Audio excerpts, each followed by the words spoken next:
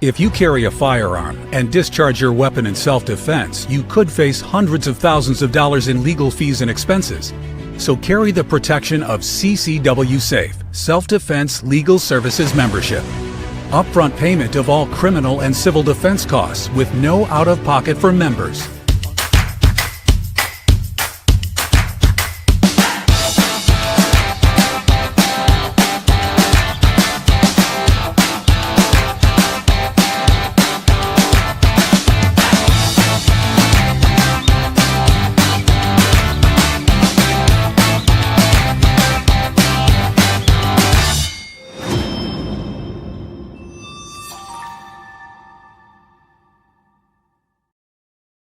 We are back. I'm Chris Evans, the CEO of Survival Dispatch, and this evening we're going to be discussing a shortened version of the current threat environment because we did a long version last night.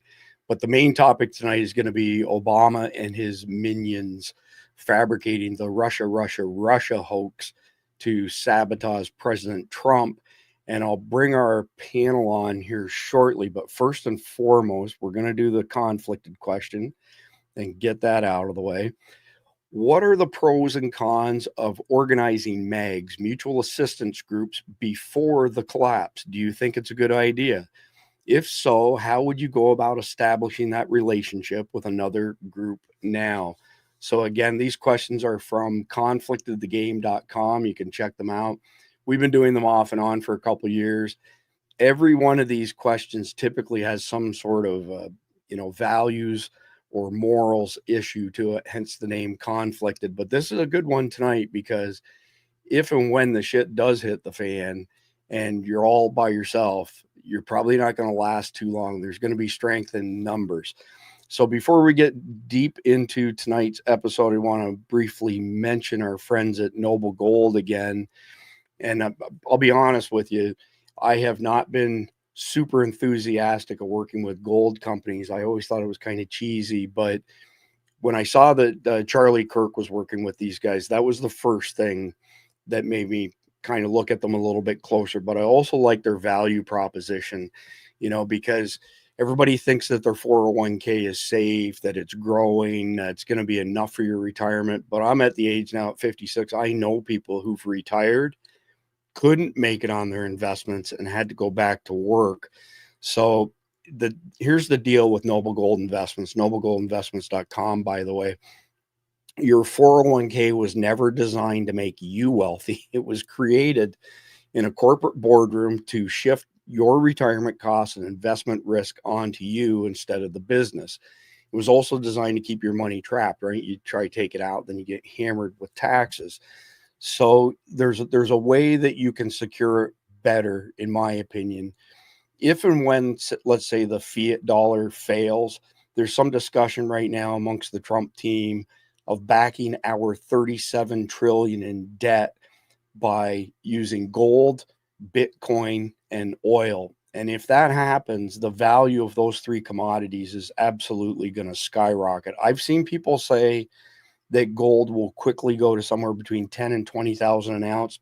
I don't know if that's the case or not, but the Israelis have said that if it happens and Trump does pull this off, that you could see gold over $100,000 an ounce, which would be insane. That would make a lot of people very rich very quickly.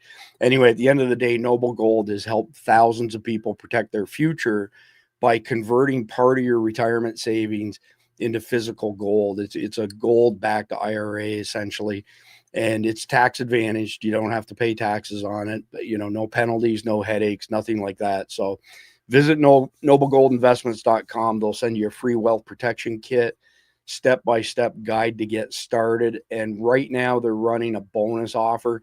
They'll send you 2 America the Beautiful silver coins. They're 5 ounces of silver. So that's a nice little give on their part. But let's get into tonight's topic. So joining me, my good friend Randy Nance from Texas, combat wounded Green Beret, and our in-house CIA operative, Jeff MD, author extraordinaire as well, also affectionately known as 007 in these parts. My new book is actually out. I keep forgetting to mention that. Give us the rundown on the gist Black of it. Sun Eclipse. It's a sequel to Black Sun Rises. If any Okay. of you read Black Sun Rises, at the end, the bad guy, is basically the terrorist leader, gets away, and now he's been plotting his revenge, and he decides to go after friendly Arab countries that have kind of sided with the U.S. on some issues. So the team, the Praetorians, have to discover his plot and, of course, have to disrupt it. So hypothetically speaking, if someone was to ask you if anything during your 26-year career with the CIA found its way into any of your books, theoretically, what would the answer be? Theoretically? Yeah, theoretically. It's just there are hypothetical. things that are very familiar to me. Interesting. Why am I not surprised? Technology that is very familiar to me. Well, I would think you would use your experience, right? And that would, yeah. Actually, I had on one of my books, I had my old boss read, and it was fiction. And he goes, "Did that really happen? Did we really do that?" I'm like, I know. No, not that I Not recall. at all. He goes, I didn't think so. That sounded familiar, but I'm like, no, sorry. Parts of it were true, but that part wasn't. So you want to hear something ironic? Khalid that we had on last night, of course, he wrote a book and it's fiction on Amazon. And I asked him the same question, hypothetically speaking. He was like, well, hypothetically speaking, there was some crossover there. So yeah, there's mine especially. There's a lot of places that I'm like, yeah, I kind of know what that place is like because I've been there. So we're back to the rhetorical question Cindy and I have been asking for years. Does life imitate art or does art imitate life? Yes. Yeah, good answer. I was going to say a bit of both, but yes is a good way to answer it. Well, we all know stories that you say, you know what I mean, that is stranger than fiction. You wouldn't believe this would happen in real life, but there it is. There's weird things that happen in real life that's a good adage for sure, Randy. So we got a lot of feedback on last night's episode, by the way, with Khalid, and he's going to start coming back every Wednesday and do like a global terrorism sit-rep situation report. So I'm pretty excited about that. Clearly, between him and Jeff and Randy and Mike Sterling and Mike Glover, there's a wealth of expertise and knowledge there. When we do the Wednesday episodes, though, we'll have a smaller panel. Last night was a special deal. Starting next Wednesday, it'll be the usual 3 or 4 of us on each Wednesday with that sit rep. So I'm looking forward to that. And by the way, the people who are asking how they get more of his information, you can go to command11.com, but if you go to survivaldispatchnews.com, sign up for a free Substack account. We put a whole bunch of links to videos that he's in that are on other TV channels, that are on YouTube, RT, so on and so forth. So go to survivaldispatchnews.com, sign up for a free account, and you'll get all that good stuff. All right, so tonight we're going to get into a shortened version of the threat environment, and we'll take a look at some recent global terrorism activity. And let's get this up on stage right now. So I think we only have maybe 4 stories because I want to get into the main story tonight. So pastor among at least 12 Christians killed in southern Syria violence. This whole situation in Syria has just turned into a complete and utter shit show. And I don't understand how anybody could have thought it would be otherwise when the guy who's in charge of Syria now was one of the people who split Al-Qaeda into the first ISIS group, so on and so forth. I mean, the guy's a career terrorist. Color me shocked that we're seeing these, call them, cultural genocides happening. So this happened 2 days ago, July 22nd. A pastor was among a group of Christians killed in southern Syria by Islamists loyal to the government in Damascus. Barnabas aid sources confirmed that at least 12 believers, possibly as many as 20, were killed in this incident. More than 1,120 people have died in sectarian violence that has raged across Swida province of southern Syria for over a week. 1,120 people killed in the past week, and I haven't seen anything on mainstream legacy media. Jeff, I'll go to you first for your comments. I mean, this is a topic you've studied in depth. how could anybody think things were just going to turn out okay in Syria when you hand it over to a guy who's a known terrorist? Well, it's not even the fact that the guy's a known terrorist. Is there have been decades of bad blood that was covered up or tamped down by the Assad regime. And so now people are basically taking revenge for things done to them 10, 20, 30, 50 years ago. A lot of up in the north, when you have a lot of violence up there, it's the Alawis who had run the country and were in charge of everything. Now all the people that they abused over the last 50 years are saying, oh, shoes on the other foot now, let me kick you in the ass with it. Down in the south where this one is, this is on the Syria-Jordan border, up, kind of east of the Golan Heights in that area. And this is just completely different groups doing that. There's a lot of Druze and stuff down there. Alawis are up in the north, up on the northwest, on the coast. But you've got the, oh God, what's the ones of, The Druze? No, I just brain farted on them. The ones that were in Iraq that Saddam hated so much, and they were in Turkey as well. I don't know why. It's Barzani and all those folks. That ethnic group is up in the northeast on the Turkish border, and so there's all these groups that they all have a reason to hate each other, and there's no real controlling government there. So now they're all just taking shots at each other. It's like gangs in a turf war if the cops went away. So I don't know if you can answer this question or not. Randy, you're welcome to take a swing at it as well. But there's this pattern amongst all these Islamic terrorists where they've got to be the most patient people in the world when it comes to seeking revenge. I've never seen anything like it. I mean, they've been, jonesing for the past 24 years to hit us with the next 9/11, which is likely to happen in the near term. But they sure sit on things for a long, long time. It seems to be almost like a cultural thing. What are your thoughts on that, Jeff? Is it a cultural thing or? Yeah, I mean, they just think an anomaly. No, they think in centuries. And they're very patient. We want to see results now. We want to see results at least in our lifetime. And they'll wait. So and they may wait 100 years to get. That's what I mean. It's just blows me away. So Randy, I'll go to the next one here. It's in surprise, in Syria as well.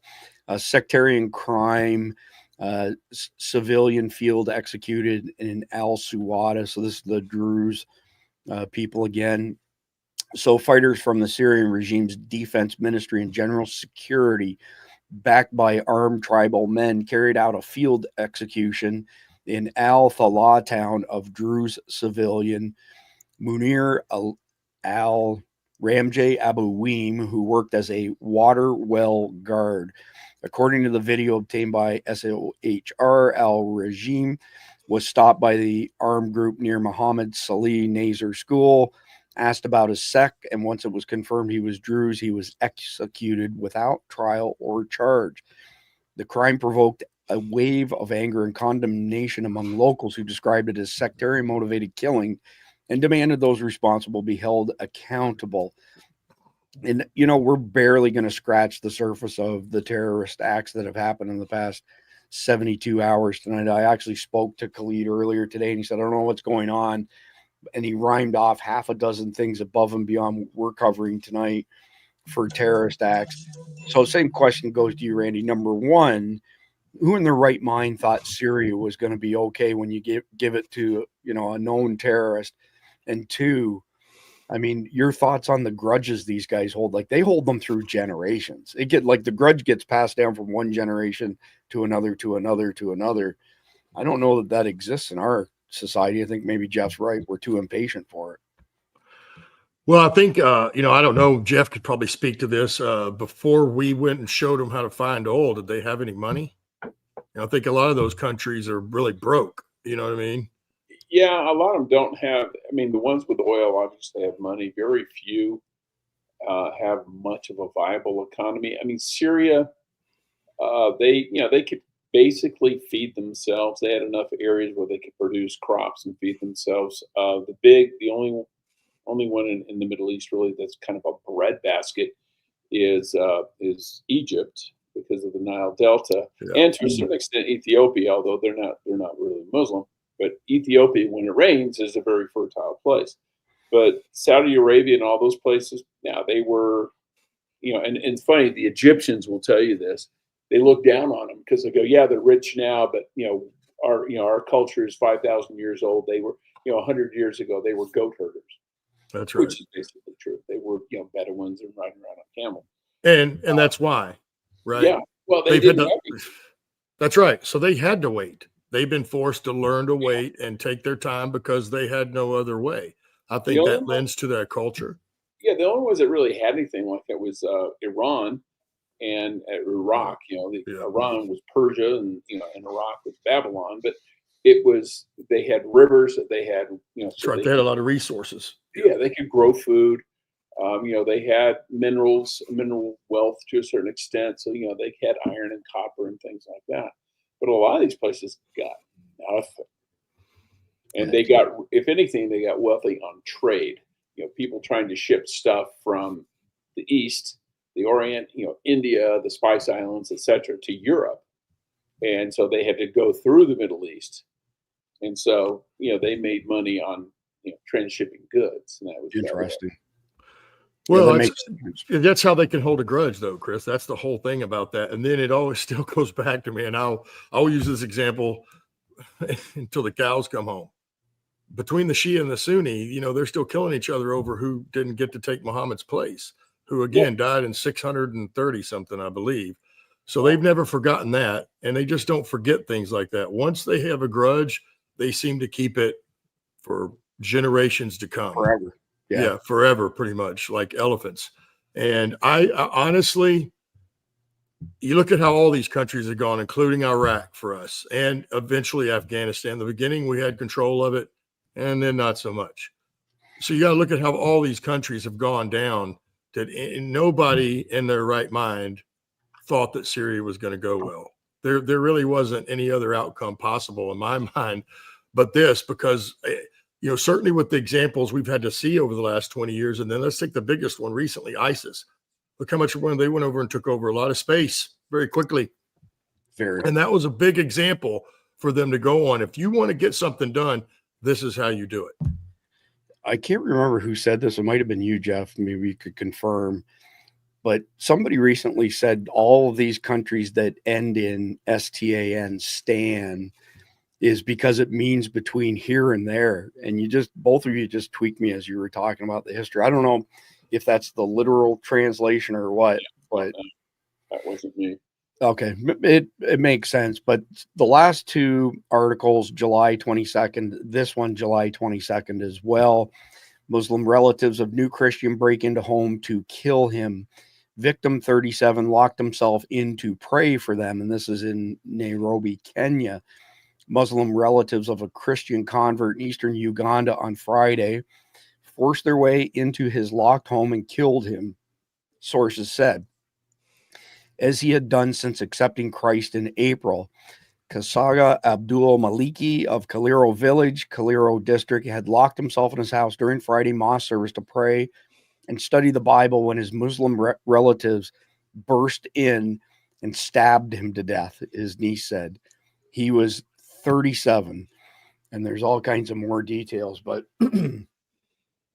just another example of, it seems like right now, Africa, Middle East, there are literally dozens of terrorist attacks per week. It's crazy. So next one is Afghanistan-Pakistan border here, and this is the last one that we're going to get into, the Obama scandal.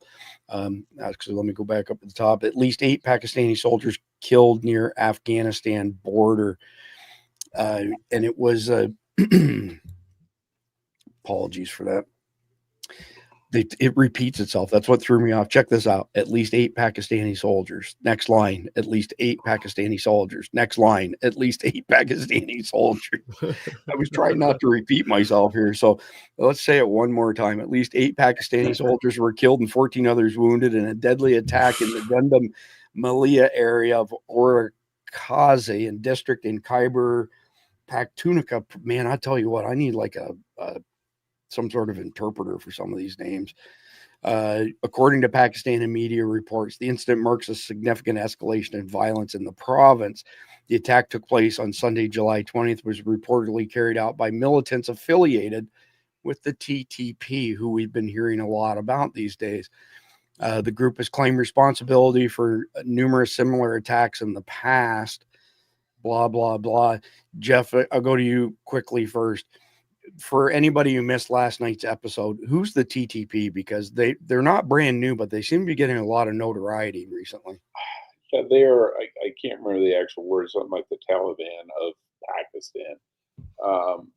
But yeah, they're religious extremists, very, very much in line with the Taliban. And yeah, when the war was going on, there were some of them in Afghanistan, but most of it is mostly a Pakistani organization.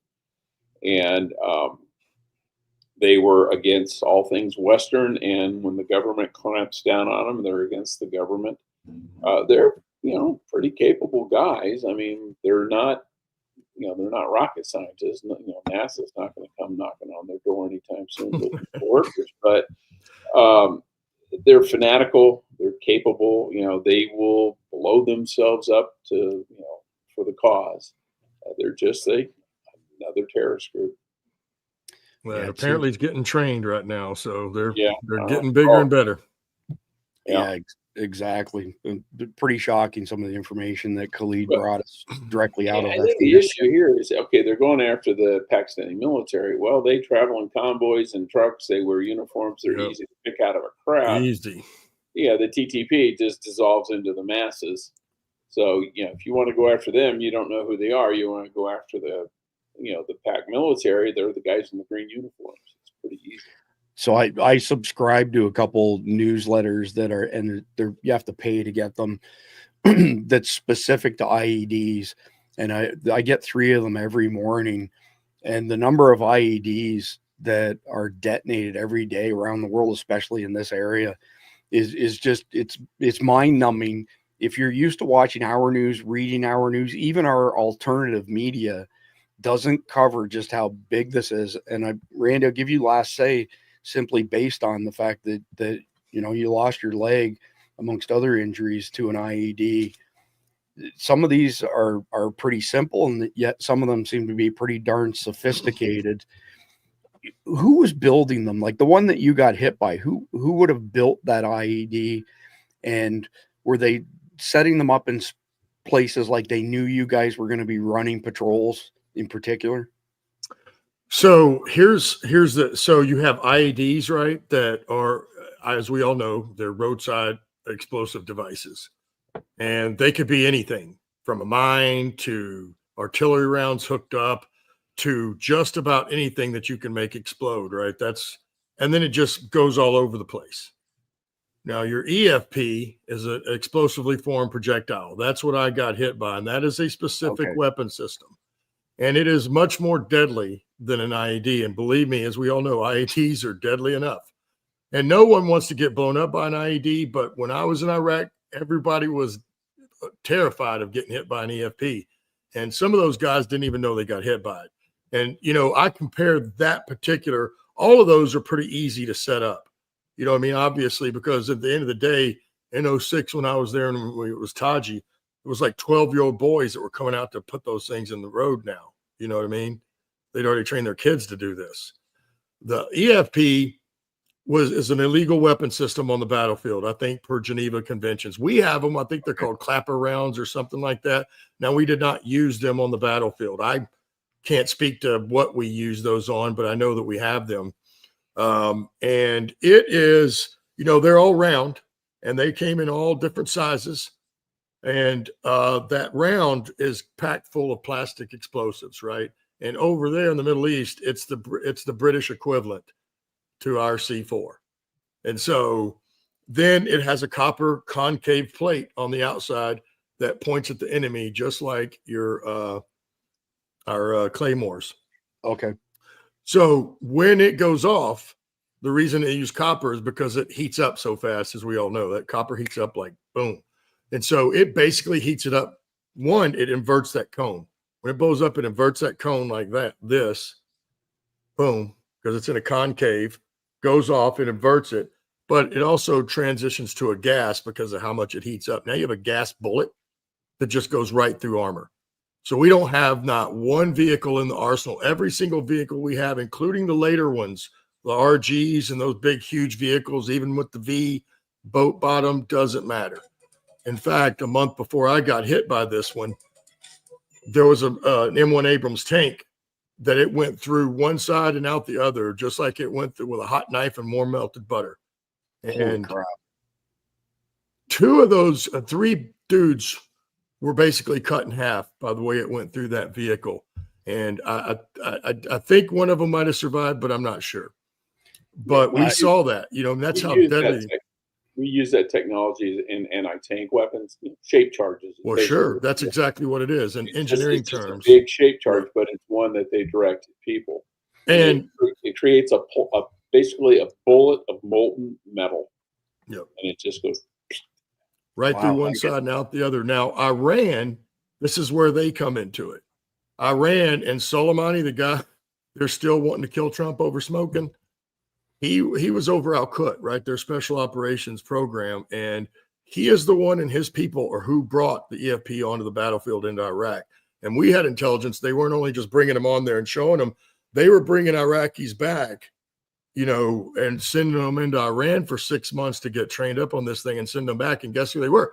They were metal shop workers, owners, right? Because no one's going to question when they buy more metal or copper, So Iran was responsible for that. And I think it killed roughly 973 service members. And I think injured 25 to 3,500 more. Just that one weapon system. Yeah, it's amazing that you survived, Randy. I got to tell you. I see it as the hand of God. Literally. Yeah. What's frightening about it too is if you decide not to use metal and you can actually use glass instead. Oh yeah. They won't set off metal detectors. That's right. Oh wow. Yeah, that's right.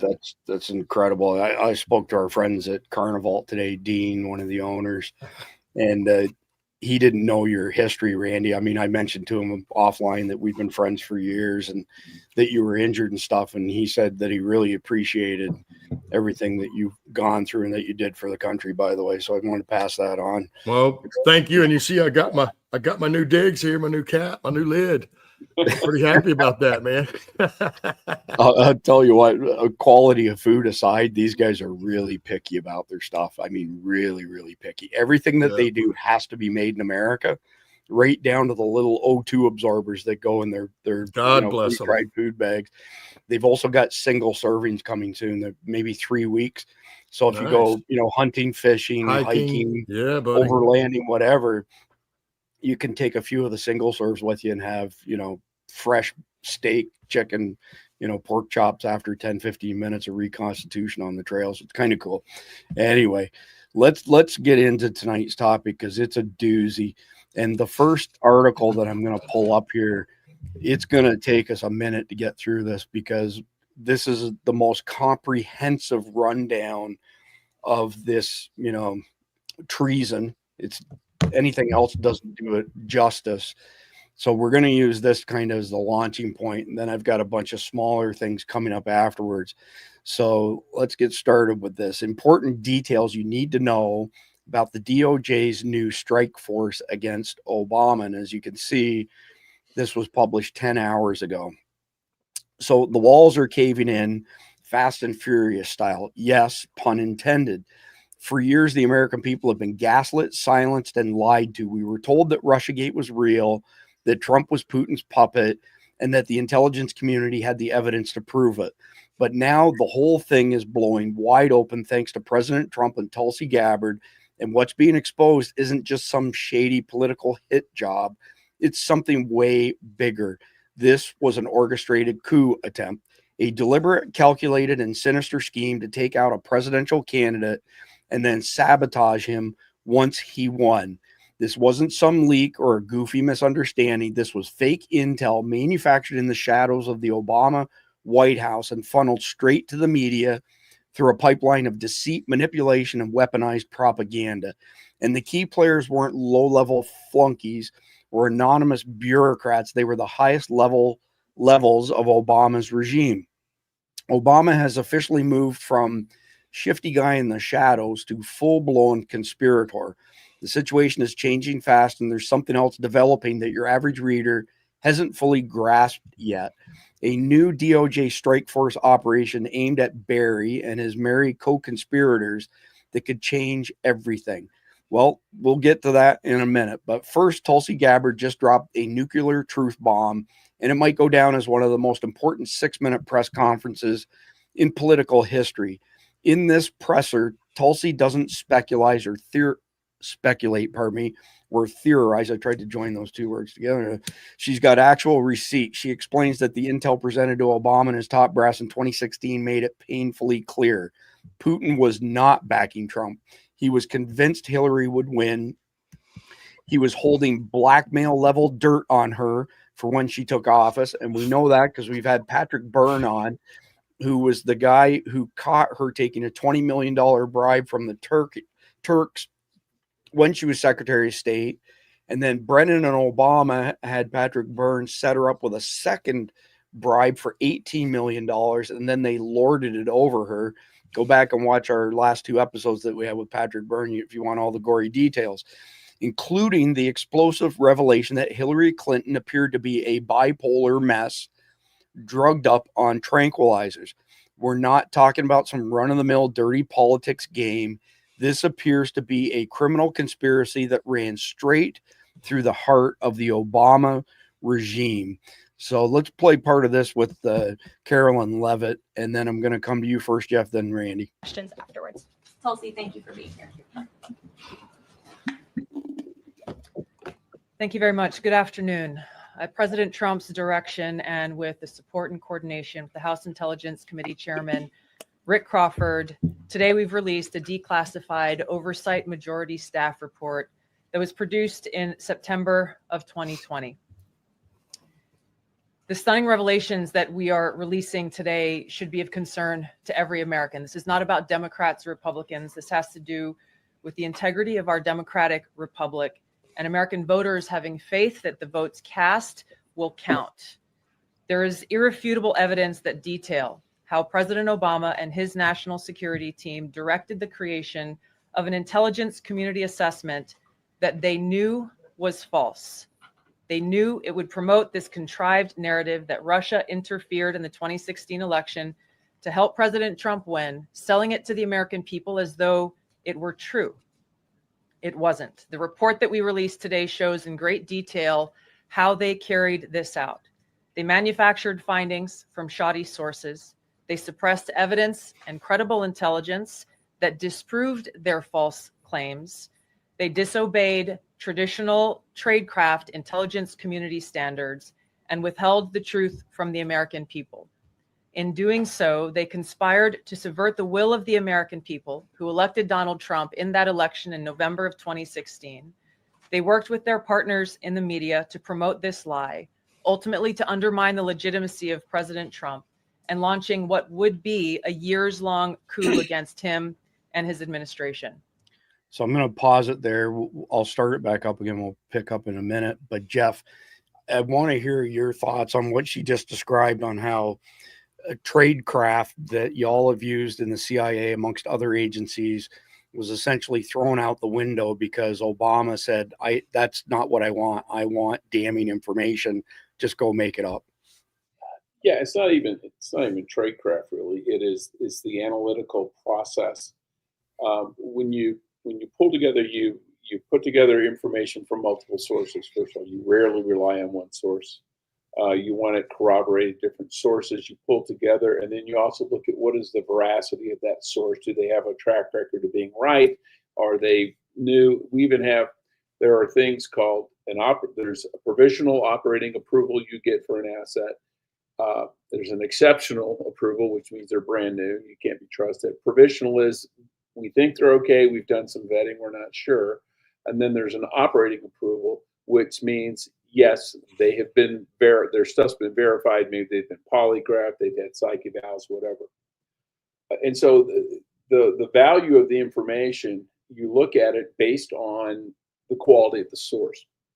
And also when the analysts, people have opinions, they'll come to different conclusions. And there's usually the majority opinion, but at the end of the paper, there's going to be dissenting voices. There, maybe from Defense Intelligence Agency may say, well, we don't think that's going to happen, or we don't think that's accurate, and this is what we think is going to happen. And those are included so that the principal, whoever's reading it, be it the president, vice president, whoever, they get this is what the majority of the community, the intel community thinks, and at the back there'll be, but there are dissents, and this is what they think. It's, so they can make up their own mind invariably. But what they did here was they took the majority opinion, which was Russia had nothing to do with it. They basically flushed that.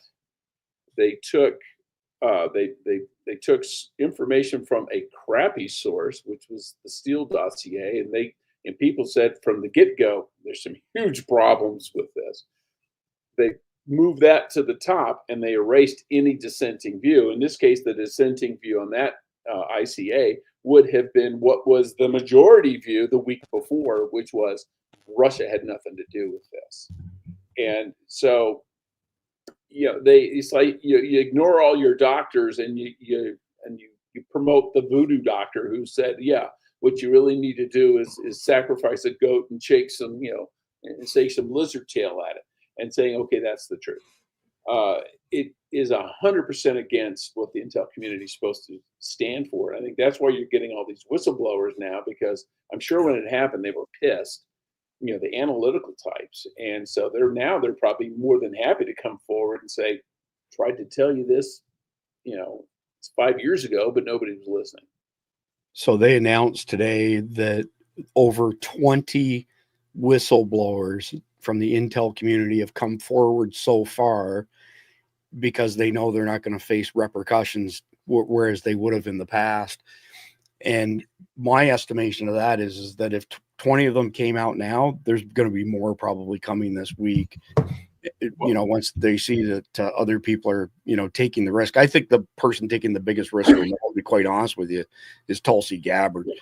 There may be retired people who come out because they may have said, screw this, I'm sick of it, and just, pull the ripcord and retired. And they may be, sitting down in Boca Raton right now. But they know that happened, Jeff. It did.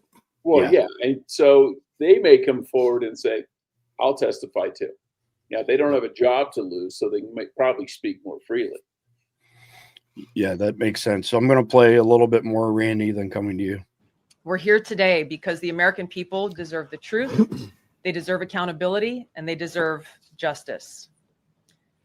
The records that we released on Friday that were ODNI records, Senator Chuck Grassley's release on Monday of what is known as the Clinton Annex, which was an appendix to the Department of Justice Office of Inspector General's 2018 report, as well as the House Intelligence Committee's majority oversight report that we're releasing today, all come back to and confirm the same report. There was a gross politicization and manipulation of intelligence by the Obama administration intended to delegitimize President Trump even before he was inaugurated, ultimately usurping the will of the American people. I'm going to go over the key findings from the House Intelligence Report, which investigated the claims that were made by an intelligence community assessment ordered by President Obama and published in January of 2017. First, Putin's principal interests relating to the 2016 election were to undermine faith in the U.S. democratic process, not show any preference of a certain candidate. In fact, this report shows Putin held back from leaking compromising material on Hillary Clinton prior to the election, instead planning to release it after the election to weaken what Moscow viewed as an inevitable Clinton presidency. In the January 2017 intelligence community assessment that President Obama ordered, John Brennan, who was CIA director at the time, and the intelligence community intentionally suppressed intelligence that showed Putin was saving the most damaging material that he had in his possession about Hillary Clinton until after her potential and likely victory. The report goes into great detail about the information that Russia and Putin had on Hillary Clinton, which included possible criminal acts like secret meetings with multiple named U.S. religious organizations in which State Department officials offered, in exchange for supporting Secretary Clinton's campaign for the presidency, significant increases in financing from the State Department. They also had documents that showed the patronage of the State Department to State Department employees who would go and support Hillary Clinton's presidential campaign. There were high-level DNC emails that detailed evidence of Hillary's, quote, psycho-emotional problems, uncontrolled fits of anger, aggression, and cheerfulness, and that then Secretary Clinton was allegedly on a daily regimen of heavy tranquilizers. Then CIA Director Brennan and the intelligence community mischaracterized intelligence and relied on dubious substandard sources to create a contrived false narrative that Putin developed a quote-unquote clear preference for Trump. Brennan and the IC misled lawmakers by referencing the debunked Steele dossier to assess quote-unquote Russia's plans and intentions, falsely suggesting that this dossier had intelligence value when he knew that it was discredited. The intelligence community excluded significant intelligence and ignored or selectively quoted reliable intelligence that contradicted the intelligence community assessment's key findings on Putin's alleged support for Trump. Including this intelligence reporting would have exposed the ICA's claim as implausible, if not ridiculous. I'm going to pause it there, Randy. So just a couple quick things. I forgot to mention, Jeff, when you were describing the process that y'all use in the CIA, where there was dissenting opinion, the first thought that crossed my mind is it sounded like a Supreme Court decision where you've got, both sides of the story. I also, just before anybody, wants to say, well, the Senate committee led by Marco Rubio, or that included Marco Rubio, signed off on, the discovery of this connection, supposed connection between Trump and Putin, was based on the fabricated evidence, based on the fabricated intelligence reports, for lack of a better term. And then the next one, and then I'm going to turn it over to you, Randy, because I want to hear your thoughts on Hillary in particular. But was Hillary Clinton, all jacked up on tranquilizers, and that's what caused Benghazi? Is that why we didn't get a response? I mean, it's a rhetorical question, but was she that far out of whack and taking, such a level of drugs and tranquilizers that the whole debacle there was based on her being drugged up, sound asleep, out of the loop? I don't know, but wouldn't surprise me. Anyway, Randy, I really want to hear your thoughts in particular on what the Russians had on Hillary. Well, it's certainly, when we reflect back on her service as the Secretary of State, it makes a lot of sense now, doesn't it? She very well could have been. I don't think that directly led to Benghazi. You know what I mean? I think it is exactly what it was. A lack of response is what I was getting at. Yeah, well, that's because, again, Benghazi happened because of a Stinger missile that was fired by the enemy that hit one of our medevacs. It didn't blow up. When they got landed in EOD, Mad Bomber Mike came out and removed it from the rotary wing, the fuselage. The serial number came back to us. So everybody speculates in the community that that's why they didn't send anybody else, because if another bird got shot down by a Stinger missile, that could become a problem. Now, but what I think that Russia had, there's really no telling what all they have on Hillary, right? That's probably a lot of stuff. But you remember Uranium One, right? Mm-hmm. She was a big part to do with that. Refresh our audience's memory if they don't know about the uranium. So uranium is something that we have to import in at exorbitant rates, right? Because we don't have enough. And I mean, I'm sure we could probably find more. I don't know really what the whole situation is on that, but I know when this went down, that was the case. We were still importing it at an exorbitant amount, a rate that we were having to pay to get more uranium. And she sold off to Russia 20% of our reserves. Now, that is illegal. We can't sell our radiation to any of our enemies. You just wouldn't do that. I think it is. I don't know if there's a law, but it's illegal. They shouldn't be able to do that. And I believe, if I'm right, 35 different people up on the Hill had to sign off on this thing to make it legal for them to be able to sell this stuff. And again, then it came down to, it was never supposed to leave the country, right? We sold it to them, but it wasn't ever going to leave the country. Well, that very next week, Obama promptly shipped it out. So we don't know where it is, basically, probably. But that, she brokered that deal. And look, I don't know, but rumor has it they kept all the money. They sold it to Russia. They pocketed the money. Her and the 35 other people that signed off of it, and probably Obama and who knows who all. But, again, it's another financial transaction that they should be able to, if somebody really wanted to go back and see, you would see where all that money went. But last time I checked, you couldn't sell something that belonged to the United States federal government and the people of America and then pocket the money. It didn't go back into the United States coffers. So I'm sure that's one of the really big deals they had on her right there. Her server and her emails, China and Russia are pretty good at hacking. And since she really had no security on it, you don't believe they probably both were up in that thing all the way frontward, sideways, backwards and forth. They probably have a copy of it themselves. Right. So, I would assume, and then we all, maybe some people back then are too young to remember, but Hillary was always unhinged ever since she really hit the national stage. When Bill Clinton won office, she was unhinged. And if everybody really wants to know who called the military and veterans, and certainly dead ones, losers and suckers, that was Hillary Clinton.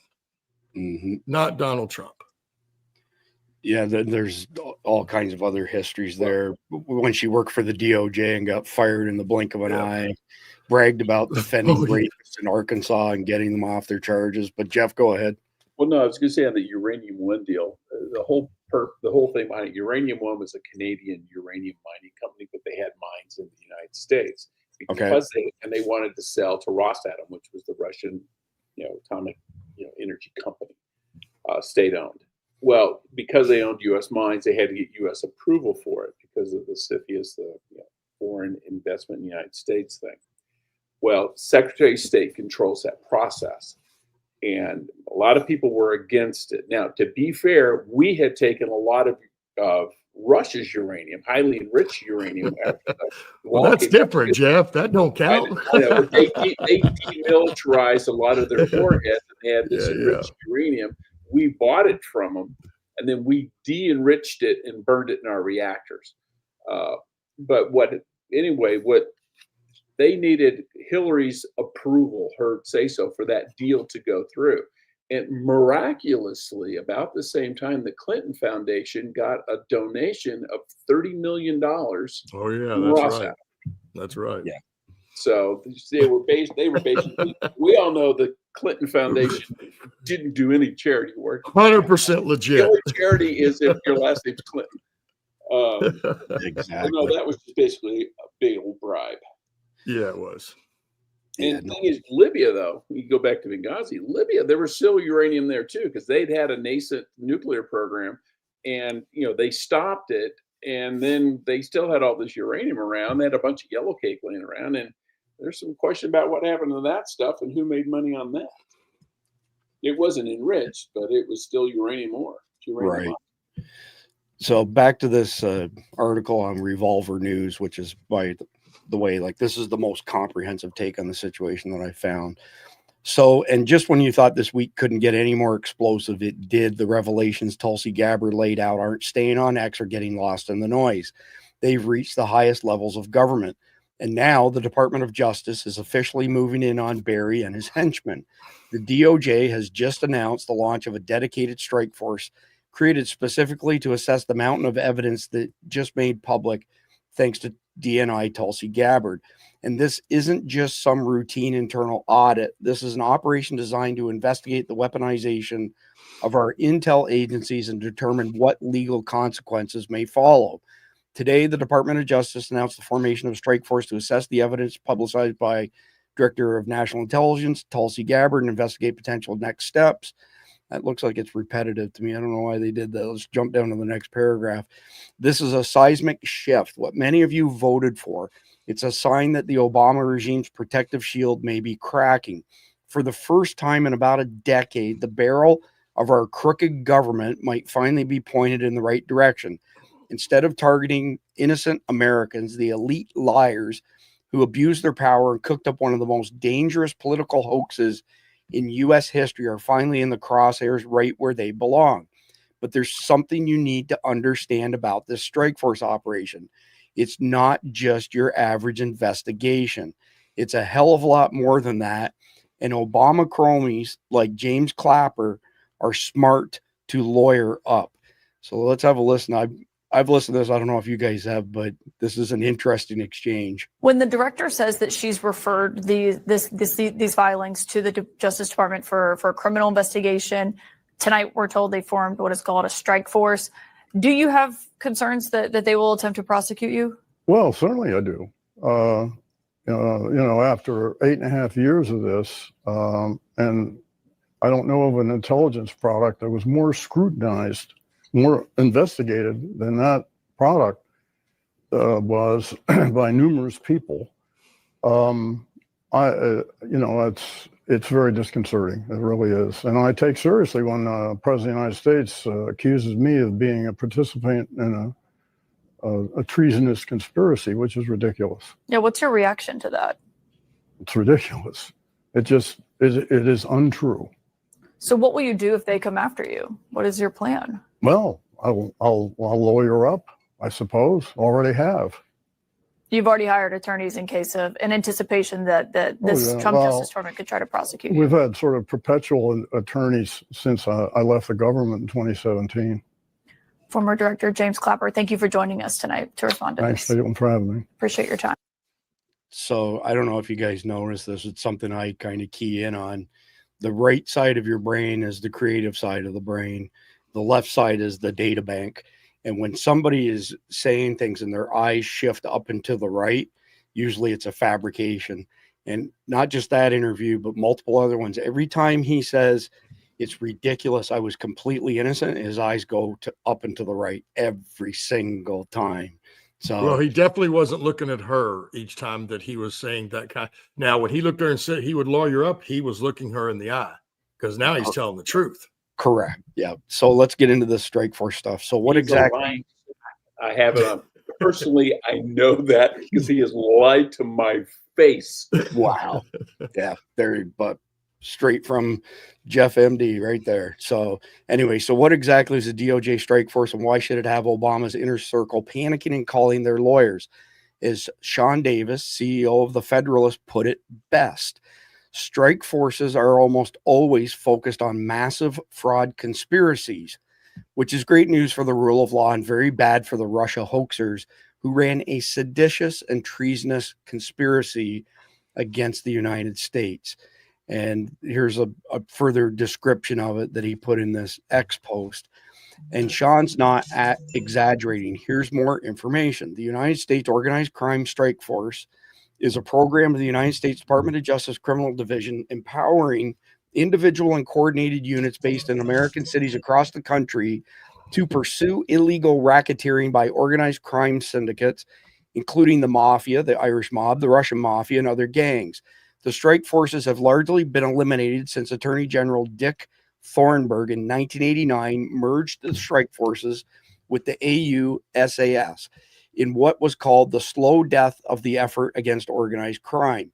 Other strike forces have been merged with the strike forces of the Organized Crime Drug Enforcement Task Force, losing the focus of racketeering and to focus on narcotics. The strike force model consists of interagency teams made up of investigators and prosecutors that focus on the worst offenders engaged in fraudulent activities, including chiefly healthcare fraud, which, by the way, United Health is under investigation by the DOJ for ripping off Medicare and Medicaid. And they sent out a press release today saying that they're cooperating 100%.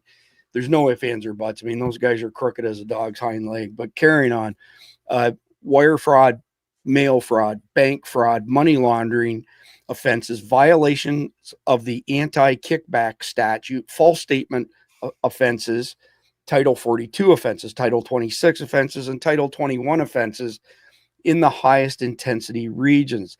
The Strike Force model uses advanced data analysis techniques to identify aberrant billing levels in healthcare fraud hotspots. Cities with high levels of billing fraud combined with traditional investigative techniques to target suspicious billing patterns as well as emerging schemes and fraudulent practices that migrate from one community to another. Unlike your run-of-the-mill congressional probe or another toothless special counsel gig that gets buried after a few news cycles, a strike force is something else entirely. According to the DOJ, strike forces are elite interagency teams that are made up of the most seasoned federal prosecutors and investigators who go after the worst of the worst. We're talking about criminal operations involving wire fraud, bank fraud, money laundering, conspiracy, false statements. Also, strike forces go after big guns, title level federal crimes that involve national security violations and public corruption at the highest levels. So to put it bluntly, this isn't just serious. It's lethal for the people who built their careers inside Obama's weaponized intel apparatus. And speaking of those people, knowing what we know now and where we're at today, go back and watch this interview between Brett Baier and James Comey. It hits very differently and is more revealing than ever. So I'm going to play that in a minute, but I want to throw a comment in, and then Jeff, I want to get your feedback. Somebody, and I wish I could remember who it was, said something to one of the good guys in an interview over the past couple of days that why wasn't this revealed? Why weren't these documents brought to light in Trump's first tenure? Why weren't they brought to light during, you know, the Biden installation? Why is this just coming out now? And I wish I could remember who it was, but basically what they said is they said, we took everything inside of these agencies and dumped it into a bunch of super high powered AIs, which can parse this stuff in the blink of an eye. And it found the patterns, just like was described there with medical billing issues, and that those types of tools were not available in years gone by. This is pretty recent advancement stuff, right? And you can't hide now. You can't hide this stuff like a needle in a stack of needles. So, Jeff, I'd like to hear your thoughts on the AI piece. Also, how discovering this stuff is very, very difficult. You're on mute, Jeff. I don't know about the AI piece. It may be just, you know, object-oriented databases, whatever. But the point is, the reason they didn't find it before is because the people in charge didn't want to find it. Yep. The people being investigated now, Comey, Clapper, Brennan, they were running all the agencies that were supposed to be looking into this stuff. You know, it's like I have investigated myself and I have found that I have done nothing wrong. Boom. You know, that's what it is. It only came out because now you've got Kash Patel, you've got Tulsi Gabbard, and you've got John Radcliffe running those shows. You got people who actually want to find the truth. And, you know, this is like, you know, calling Al Capone as a star witness in his own trial to explain why Elliot Ness has it all wrong. You know, yeah, the people in charge were the ones in charge of the cover-up. They're not going to find anything. Yeah. So last year's NDAA, so the National Defense Authorization Act, as per usual, people pile a whole bunch of other pork and crap into it, right? And you end up with this ginormous document that nobody reads from front to back.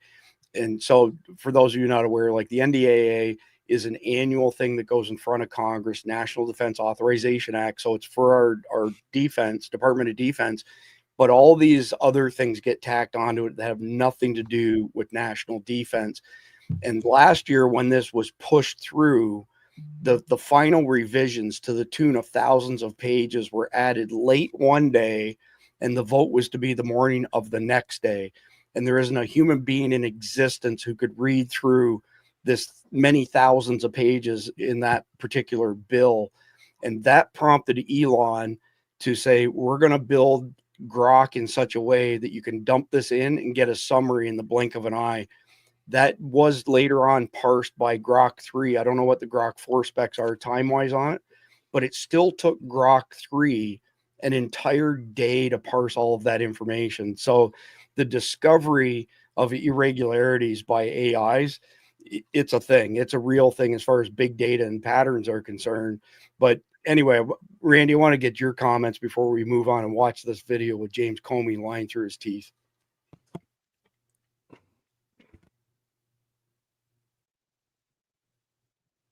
We don't have your audio, Randy. Oh, I thought we were going to watch the video. I'm sorry. Yeah. No, I was giving you a chance to weigh in, but if you want to watch the video. No, I was good. You know, what I was going to highlight is really, again, it comes down to, you know what, just like this Tulsi Gabbard dump. What's the mainstream media saying about it? Absolutely nothing. Total silence. So then you have all the liberals say, see, it's not on the news, so it can't be true, even though everybody knows now that news is not true. And lastly, before we move on, just to bring Hillary back into the conversation, you know, folks, there's a reason why she said if he's elected, we're all going to hang. She's an attorney. Even though she's a corrupt one, she knows exactly what she was talking about. Well, correct me if I'm wrong, but all of these people, both of the Obamas, Bill Clinton, Al Gore, Hillary, all lost their licenses to practice. They were all disbarred, every last one of them. So anyway, somebody, let me see right here. So from Big Dog, does anyone think Obama and Hillary will serve time? I personally don't. I'm at the stage where I've been black-pilled, and if anything happens, I will be extremely surprised. It's good to know that there's concrete evidence to back up what we've suspected for years, but do I have any faith in the system? Not me personally. You know, and who knows? Maybe we'll get lucky, but let's watch James Comey, because he lied multiple times, not just in interviews, but also in front of Congress. And I don't know what the statute of limitations are in some of this stuff, but hopefully it doesn't all run out. The question is, you open a counterintelligence investigation to understand, are any Americans in cahoots with the foreign intelligence activities of an adversary nation? When the Steele dossier comes out sometime early July, when did you personally learn about the memos in the dossier? Sometime in the fall. I don't remember exactly when. So who told you about them? I don't remember. Someone on my senior staff. Do you remember how they were described? I remember they briefed me about it, explained that it came from a reliable source, former Allied intelligence officer. When did you learn that the DNC and Hillary Clinton campaign had funded Christopher Steele's work? Yeah, I still don't know that for a fact. What do you mean? I've only seen it in the media. I never knew exactly which Democrats had funded. I knew it was funded first by Republicans, opposed to Donald. That's not true. I'm sorry? That's not true. That the dossier that Christopher Steele worked on was funded by Republicans? My understanding was his work started funded by Oppo Research, funded by Republicans. So Free Beacon and said that they had Glenn Simpson and Fusion GPS on a kind of a retainer, but they did not fund the Christopher Steele memo or the dossier. That was initiated by Democrats. Okay, my understanding was the activity was begun, that Steele was hired to look into, was first funded by Republicans, then picked up, the important thing was picked up by Democrats opposed to Donald Trump. Did you tell President Obama that the dossier was who it was funded by? No, not to my recollection. Did you want to know who it was funded by? I wanted to know what I knew, which is it was funded by people politically opposed to Donald Trump. So you still to this day don't know that it was funded by the DNC or I've read the that in the campaign? media, but I don't know for a fact and didn't know while I was at the FBI. To what extent did you brief President Obama on the dossier? I didn't ever brief President Obama on the dossier. I was present during a conversation where Director of National Intelligence briefed it to him, as we did to the Gang of Eight and to the President-elect the first week of January. You called the dossier unverified, salacious. Why did you use that to the FISA court to ask for surveillance for Carter Page? Not only use it, but you led with it. A bulk of that FISA application deals with that dossier. Why? My recollection was it was part of a broader mosaic of facts that were laid before the FISA judge to obtain a FISA warrant. You briefed the president-elect on kind of the sliver of the dossier, really the salacious part about the prostitutes in Moscow and that allegation. My mission in that private briefing was just to tell him about that slice of it. And who suggested you brief that? I think the director of national intelligence did and explained the logic of why it made sense for me to do it, which I agreed with. So that briefing was just oral. It was just talking to the Correct, president. just the two of us. You write in the memos of that meeting, you write, I said to President-elect Trump, media like CNN had the dossier and were looking for a news hook. I said it was inflammatory stuff. So the story of that briefing leaks out almost immediately after you do it. CNN and others run the story of this unverified dossier. Did you or your subordinates leak that? No. Did James Clapper? No, not to my knowledge. No. John Brennan? I don't know who leaked it. I had no part in any leaking of it. It was about 4 or 5 days later that it leaked. But So here's the significance of all of this. The emails just released by Tulsi Gabbard between these clowns show that he didn't just lie through his teeth there. He was part of the manufacturing process for this bullshit Russia hoax. So he just bald-faced lies. And by the way, when you saw me point up like that, he would say, well, I don't recall that. He's looking up to the, again, creative side of the brain. Jeff, you want to make any comments? Because I saw you were a little animated there. Well, no, he's full of crap, obviously. But I think the only thing he said that was true is he said he didn't brief Obama on it because Obama briefed him on it. Obama said, this is what you're going to produce. That's right. True story. Well, and it was ridiculous. You know, it's only because he's on national TV and I guess regular people don't know this, but he's the director of the FBI and he couldn't answer some of those very simple questions. And I don't know. It's ridiculous. You wouldn't even have that job if you didn't know. Come on, man. That's ridiculous. Yeah, true story. So moving on, I'm going to cover this entire article on revolver.news again because it's very comprehensive. The rest of the stuff that I've got, we can go through much faster. So this type of operation, meaning the strike force, isn't launched unless DOJ leadership believes there's serious meat on the bone, as in coordinated and provable fraud that demands a war room style response. It's a battlefield model, one that brings surgical precision and aggressive accountability. Think of it like the difference between a single detective and a full-blown military unit. Or to put it as bluntly as possible, if a special counsel is a polite little cakewalk, a strike force is a wrecking ball. The fact that this level of force is being activated and publicly acknowledged tells you everything you need to know. We asked AI, based on the information Tulsi has made public, what could this mean legally for Obama and his inner circle? Number one, conspiracy to defraud the United States. This is a big one. If Obama's inner circle knowingly created false intelligence and used it to manipulate federal agencies and the media to interfere in a presidential election, that's textbook fraud against the American people and the U.S. government.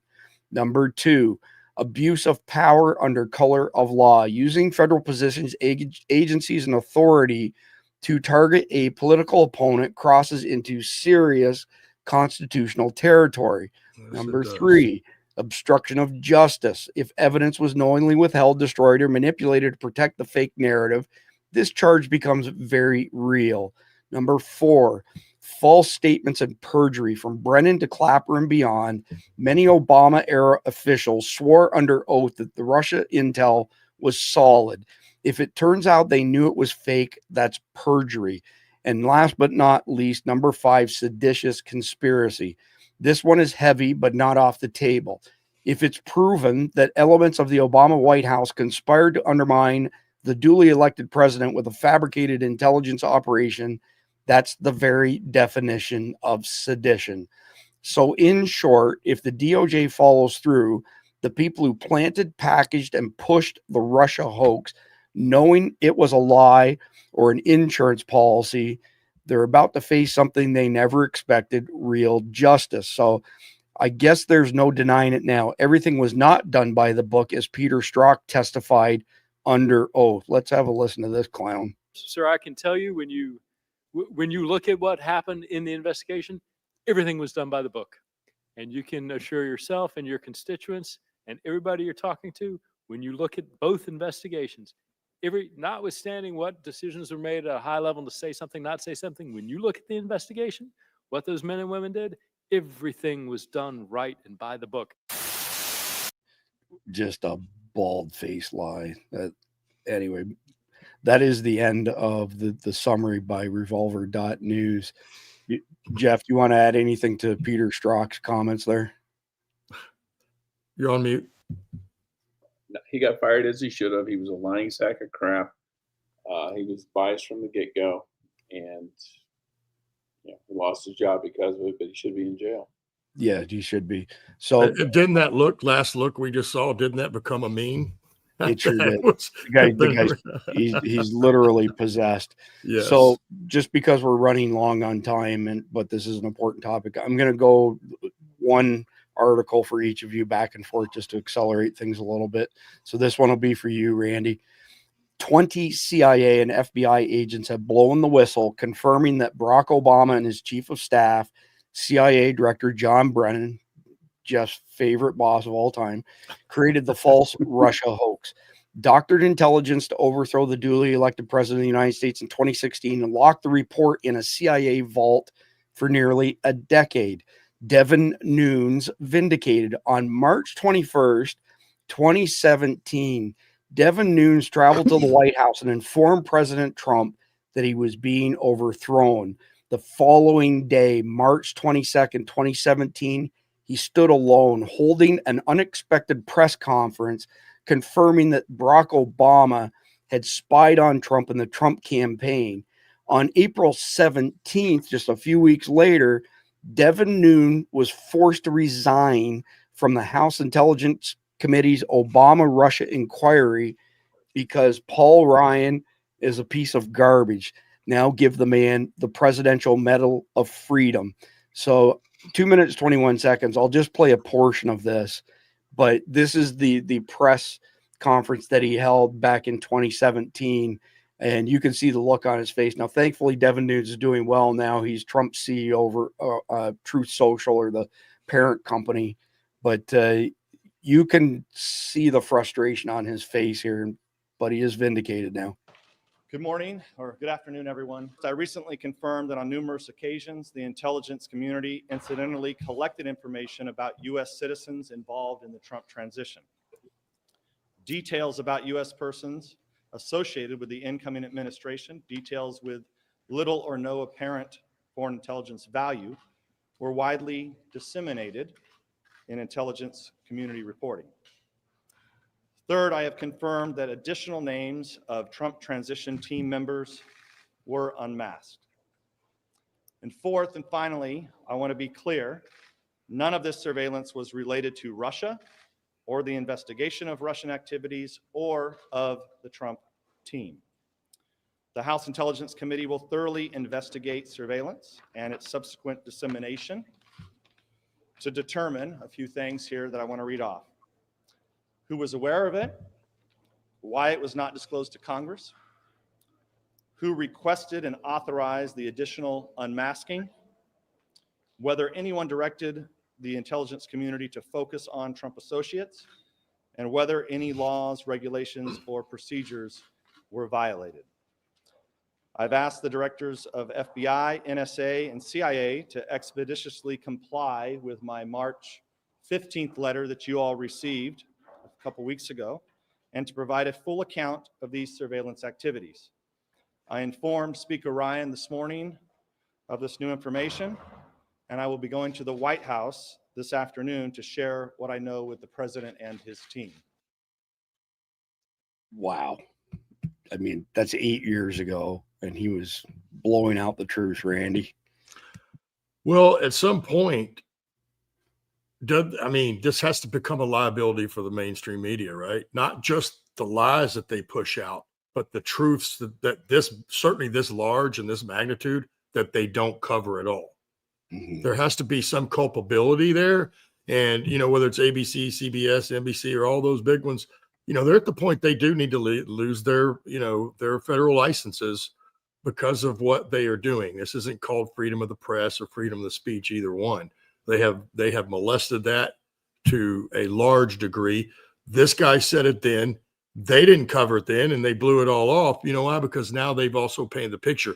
Anything that defends Trump, those people it's not true, right? And we're not even covering it now, but they dang sure all released Obama's little response, didn't they?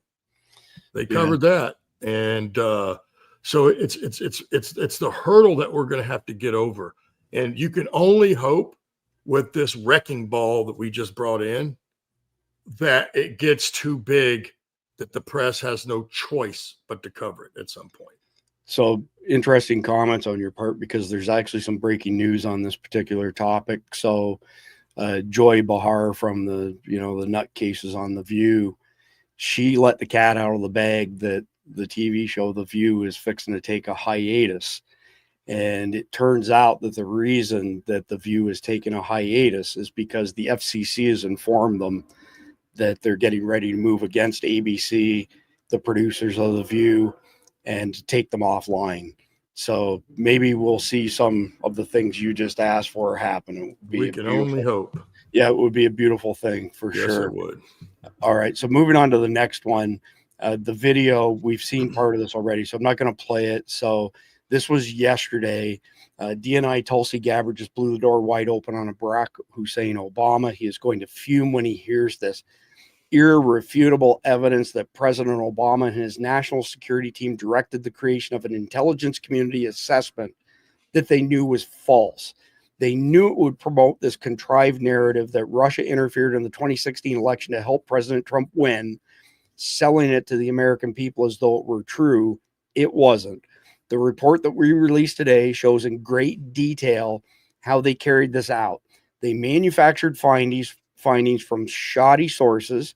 They suppressed evidence and credible intelligence that disproved their false claim. They disobeyed traditional tradecraft intelligence community standards and withheld the truth from the American people. In doing so, they conspired to subvert the will of the American people who elected Donald Trump in that election in November 2016. They worked with their partners in the media to promote this lie, ultimately to undermine the legitimacy of President Trump in launching what would be a years-long coup against him and his administration. We're here today because the American people deserve the truth. They deserve accountability, and they deserve justice. So I don't think there's anything new to comment on there. I'm going to skip ahead a couple, several. We'll go to here. Okay, so this one will come to you, Jeff. Most people, and this is important too, and you can speak well to this. Most people have no clue how much danger Tulsi Gabbard is in right now. She's not playing politics. She's putting her life on the line by taking on the deep state directly. She's naming names. She's exposing the rot, and she's not backing down. She called out Barack Obama, not just as a failed president, but the architect of a system that has lied to the American people, weaponized federal power, and targeted anyone who dared to get in the way. Obama used the FBI, CIA, IRS, and DOJ as tools to protect himself and crush his enemies. He gave the green light to spy on Trump. He backed the Russia hoax. He sat at the top while this country was divided, corrupted, and manipulated. And while the media protects him, Tulsi Gabbard stood up and said what no one else would. That takes real courage, the kind that comes with a cost. She knows what she's up against. The threats aren't theoretical, they're real. Political power like this doesn't go quietly. People who expose it don't walk away unscathed. So we pray for her safety, seriously. Not just thoughts and words, but real prayer for protection, for strength, for clarity, because she's putting everything on the line for the truth, and that makes her a threat to the people who built this broken system. They'll try to silence her. They'll try to destroy her reputation. And that if that doesn't work, they'll try worse. This is what a real patriot looks like. Jeff, that's a mouthful there, isn't it? Well, thank God she's a former military officer. She knows what threats are. She knows how to handle herself, and she knows what she's getting into. I just say for her security detail, stay frosty, guys. Oh, you know it. Jesus. Yeah, absolutely. And that's saying a lot coming from someone who spent 26 years in the CIA. So moving on to Tony Saruga. This guy is, if you don't follow him on X and you're on X, you should follow this guy. He's pretty amazing, super, super high level stuff. So the FBI investigation, codename Arctic Frost, has been officially referred to FBI Director Kash Patel and Attorney General Pam Bondi for criminal investigation and prosecution.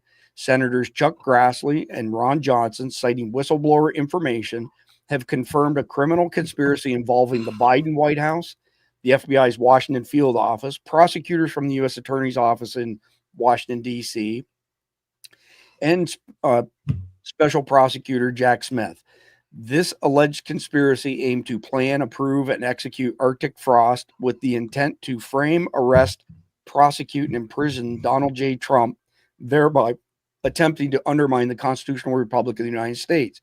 The Arctic Frost operation served as the foundation for Special Prosecutor Jack Smith's false elector case, in which President Donald Trump was charged with conspiracy to defraud the United States over his campaign's efforts to assemble alternate slates of electors, actions portrayed as an attempt to overthrow the U.S. government during the 2020 election. In a statement, Senators Chuck Grassley and Ron Johnson said, "We have obtained additional Department of Justice and Federal Bureau of Investigation communications through legally protected whistleblower disclosures that show a conspiracy among anti-Trump FBI agents and prosecutors in setting up and advancing the Arctic Frost investigation. As we've explained in our previous correspondence, Arctic Frost was the code name for the investigation when ultimately became Jack Smith's elector case against President Donald Trump." Randy, check that out. I mean, these are not small chess moves that are being made. I like the direction of all this stuff. I'm just not holding my breath. You know, what else can we do? Because it's no different than the press isn't talking about it. They're not going to cover this either. You know, and then at the end of the day, we've seen this time and time again. So now we're just like you were, like the black bean, because most people don't expect Obama to be held accountable. Hillary probably won't be, the Clintons, you know. So it'll be, I don't know. I hope, you know, and I'm certainly praying for Tulsi Gabbard, because, you know, this is a big deal.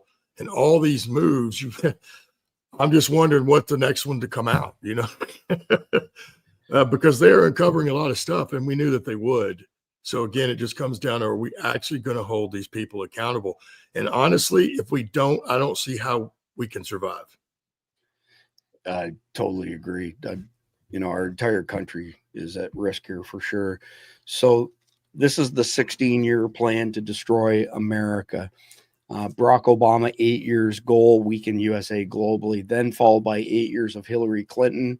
Go back and watch our episodes with Patrick Byrne. He explains this in great detail, but the goal is to destroy USA, rise, NWO, New World Order. So these are the things that Obama got the ball rolling on. Install rogue operators in government, remove good guys from government, fund terrorism, MS-13, ISIS, leak classified intel, military secrets, special access programs sell off, nuclearize North Korea and Iran, cut military funding, weaken NSA reveal programs, fund and supply North Korea and Iran, weaken command of generals, target weaken conservative base, stage Supreme Court, kill NASA, U.S. space supremacy, relax borders, flood illegals, new Democratic voters.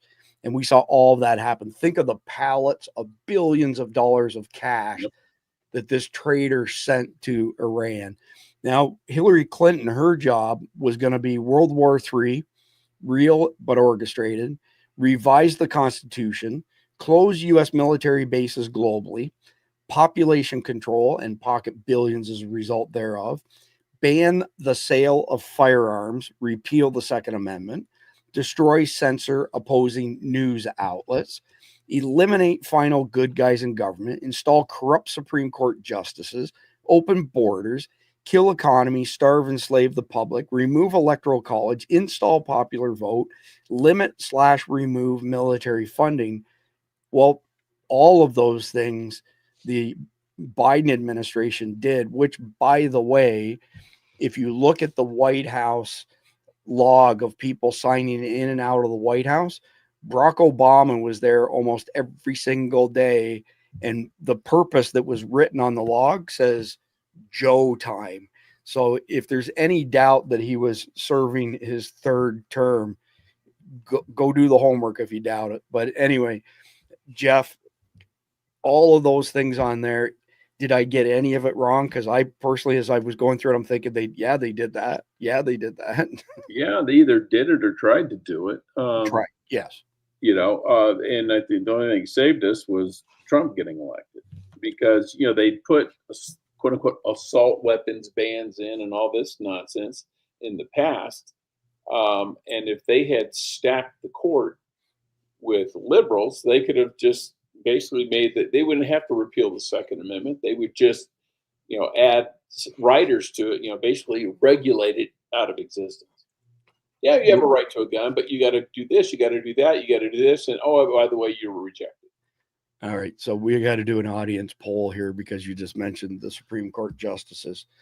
For those people in the audience who believe that Ketanji Brown's IQ is under 100, put a 1 in the live chat. If you think it's over 100, put a 2 in the live chat, because she's been admonished by her peers multiple times now that she doesn't have a clue what she's talking about. But love to see what the audience says. 1, IQ under 100, 2, IQ over 100. And while y'all are voting on that, I'm going to bring up the next one here. I'm not going to read it because it's pretty solid. Well, I wanted to say, Craig, I don't think we would have survived if Hillary would have got her 8 years. I think it would have been game, set, match during that 8 years. 100%. Could not agree more with you, Randy.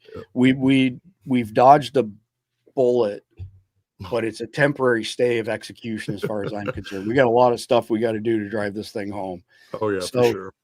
Essentially, this one here, Gabbard hints Obama has been referred to DOJ for criminal investigation. White House defers on constitutional obstacles. So that says a mouthful right there. Next one up, I'll give this one to Jeff just because, again, he's met Brennan, does not think highly of him. But check this out. Here it is, the exact moment that John Brennan committed perjury.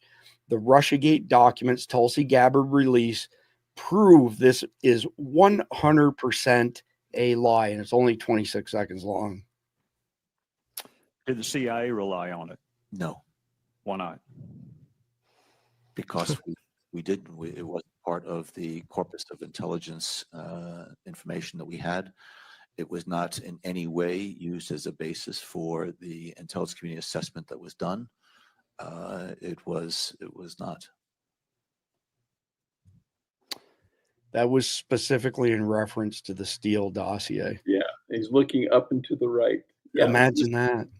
All they need to do is get a grand jury, show the documents that she's released, and play that video, and say he was under oath. Okay, perjury. Yeah, and people, y'all can look in their face, man. That thing about micro expressions, that's real deal stuff, man. It sure is. It sure is. So we all literally have just a couple of things left here because I skipped a bunch because we're running long.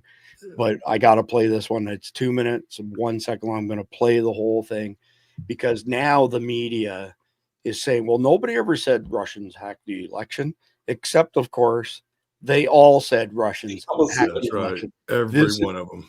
This is crazy to watch these lying sacks of shit. Russia hacking the election to elect Trump is the end of our democracy. Votes were definitely affected.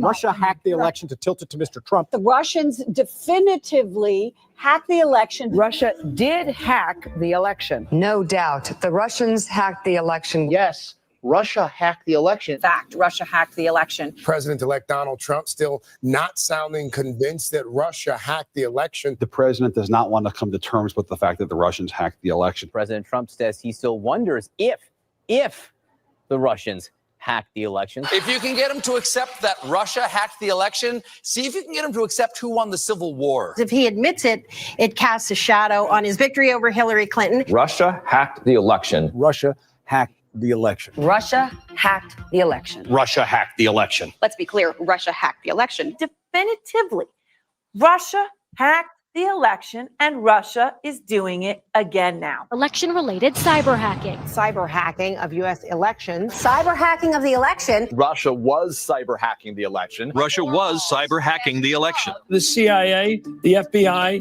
NSA. All of these intelligence organizations. 17 intelligence agencies. All conclude that Russia hacked the election. If we find out that Donald Trump just theoretically was colluding with Russia while they were hacking the election, that is completely impeachable. This dossier alleged a conspiracy between the Trump campaign and the Russian effort to hack the election. The director of national intelligence, the head of the National Security Agency, the head of the FBI, all of these intelligence experts saying Russia hacked the election.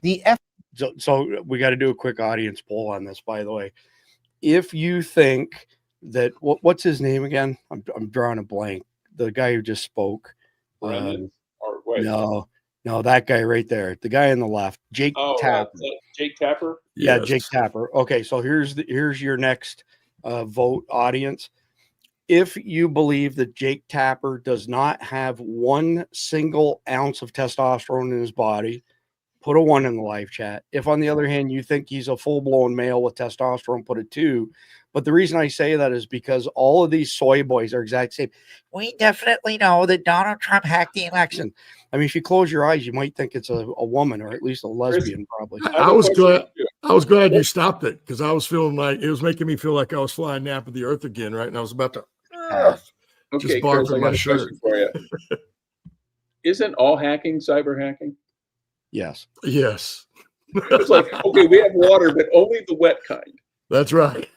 It doesn't include the dry kind. That's right.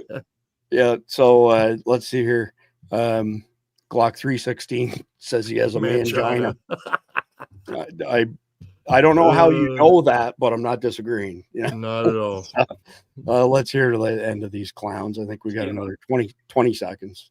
Act the election. The FBI, the CIA, the NSA, the former director of national intelligence, James Clapper. I mean, they've all said this. So, holy cow! I just noticed. Is her neck a foot long or something? It looks like it, doesn't it? Did she get that artificially stretched with one of those? That looks like those Africans that put that's that. Right. It does. Yeah, that's uncanny. Wow. To believe that that's wrong, you have to believe they're all involved in an elaborate conspiracy to get Donald Trump, which seems a little far-fetched to me. See how he keeps closing his eyes, though? Yeah. Oh, my God. These guys are so bad. It's terrible, man. I wonder how any of them think that they have any credibility left. And I know what it is for those people on the national stage. It's because they're still catching those big fat-ass checks every week or month or whatever it comes in. And they're getting paid a lot of money. But the reality is, they've ruined every single bit of credibility they ever had. Yeah, for sure. And the YouTube, for those of you who know, I'm surrounded by 7 monitors here.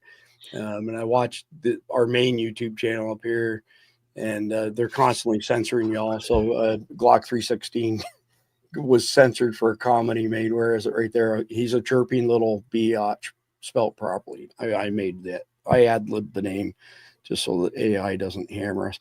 All right, so that's it for today's coverage on the Obama hoax. And I mean, we can hope that something comes out of it. I'm not holding my breath. It's pretty damning stuff. Maybe it'll open a few people's eyes. Then again, maybe it won't. Want to give a special shout out to Dale, the superhuman news reporter in our private Signal chat, which all Guardians get access to. Those are our paying members. And the thug who was seen on camera throwing rocks and trying to kill federal officers during immigration enforcement in Los Angeles area has just been arrested. Good. So check this out. I'm going to pause this one and we'll play this one first. So this is the incident when the riots were going on, the peaceful protesting, I should say. What a scumbag, man. This is attempted murder as far as I'm concerned. Yeah. Oh, yeah, dude. Yeah. As fast as they're driving.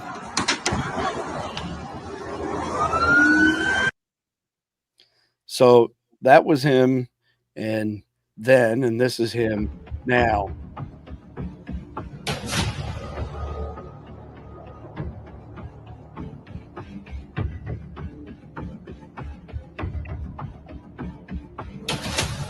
Curious what his defense is going to be. Well, it means my identical twin brother. He was my clone. Well, I'll be curious to see if he gets a public defender or if someone, sponsors him. Yeah. What a first-class scumbag. Yeah, it is. Yep. They need to throw the frickin' book at that clown for sure, but I'm glad they caught him. And you knew they were. You're not going to escape in this day and age. No. With the ability to do facial recognition, even from a small portion of your face, you're not getting away with this stuff. Yeah, the good thing is it's a federal crime. That's right. That's yeah. right. Yeah. That's so right. it's awesome To stuff. the big house. Amen to that. Yeah, and his new roommate, Bubba. That's All right. So tonight's conflicted question. So this is a question that ponders a post-apocalyptic scenario, usually has some element of morality attached to it. What are the pros and cons of organizing MAGs, mutual assistance groups, before the collapse, before SHTF? Do you think it's a good idea? If so, how would you go about establishing that relationship with another group now? Jeff, I'll go to you first. Well, yeah, I would think it's definitely a good idea because you don't want to try and pull it together at the last second or after things start to go to crap, because you'll get people, hey, I want to be part of your group. I did prep and I'm hungry, so feed me. So you need to know who your team is before it goes south. And as far as reaching out to other groups, yes, but with caution. You would need to meet with them first, get to know them, see what kind of people they are, and don't tell them what you have or where you have it until you're certain they're your kind of people. Because if they turn out to be just, anarchist types, yeah, well, you're on your own slate. Yeah, exactly. Randy? Yeah, I would say the same thing. Really, if you're going to meet with them, you got to have, you're going to have to find some kind of commonality. And if you don't have commonality with that group, then chances are it may not go well. The cons are definitely because, as Jeff mentioned, as you meet folks, you will invariably, expose yourself to some degree. And certainly you expose yourself to the wrong group. It may be just like, the neighbor that the people that brought this game to the market had at their house, right? We're not going to prep. We're just going to come take it by force. Groups will do that. Bigger groups will come just take over smaller groups. Why? Because they know you've got stuff and they're going to come get it. And so you definitely want to keep that from happening.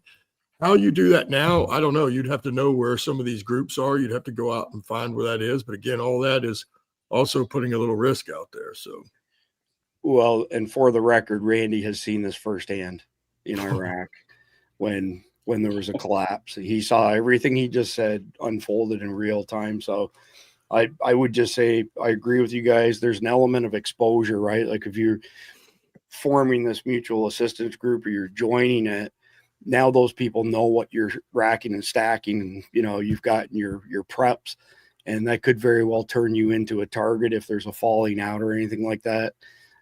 So that's the pros. Or the cons are people know what you got. The pros are there's strength in numbers. So it's not an easy thing to do, but there's a ton of documentation out there on recommendations on how you form a mag, grow a mag, what you do as far as vetting people, whether they get in, don't get in, what information is shared, so on and so forth. There's serious value in it, but you can't just be willy-nilly and let anybody into that world. That's for sure. You have to take it seriously.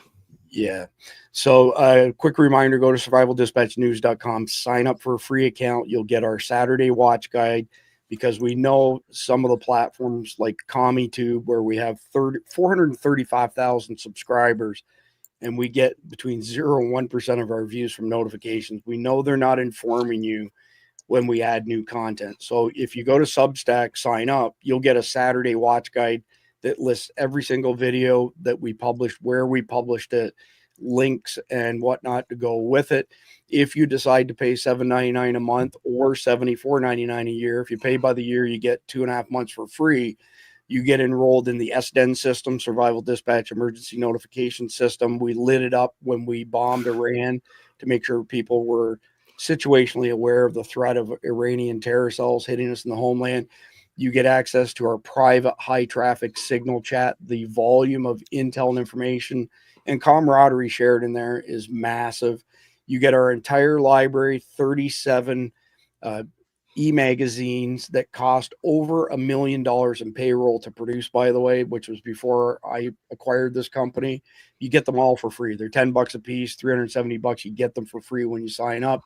You get early access to JJ Morris's instructional videos. If you haven't watched today's on some pistol tips and tricks and discipline, it's really, really well done.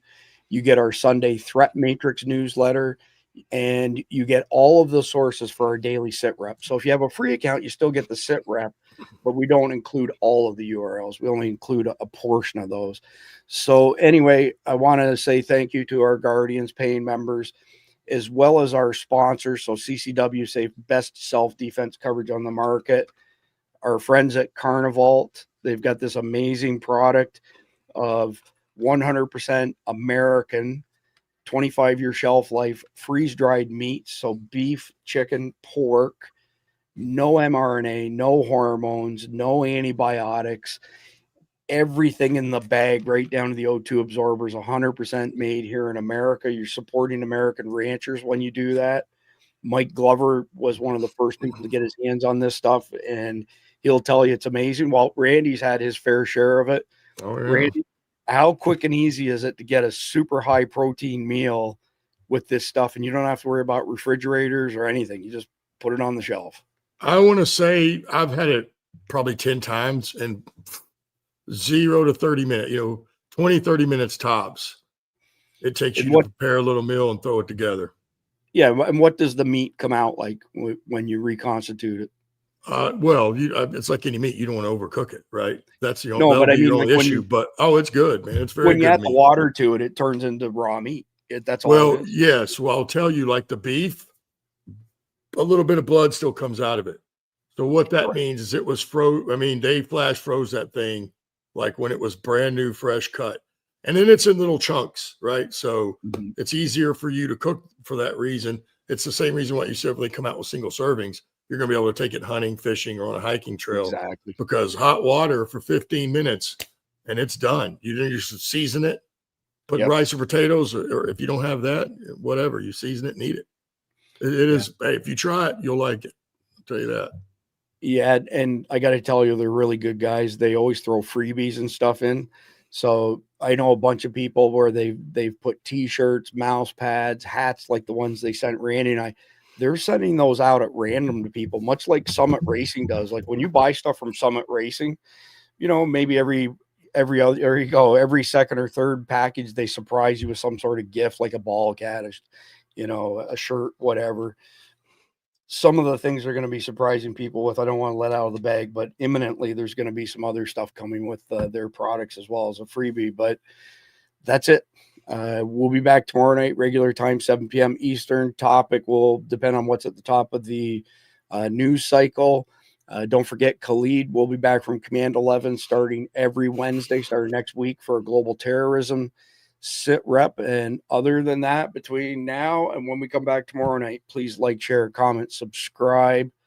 God bless America. God bless America. And enjoy the closing video. You take on the intelligence community, they have 6 ways from Sunday of getting back at you. They are very upset with how he has treated them and talked about them. You've been caught.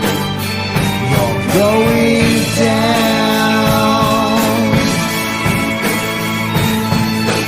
Everything Obama and Biden, burn it to the ground. And the suggestion that I, in some dark chamber somewhere in the FBI, would somehow cast aside all of these procedures, all of these safeguards, and somehow be able to do this is astounding to me. It simply couldn't happen. Treason's the word. Every woman, every man. We have much still to accomplish to keep our nation strong and safe. You want the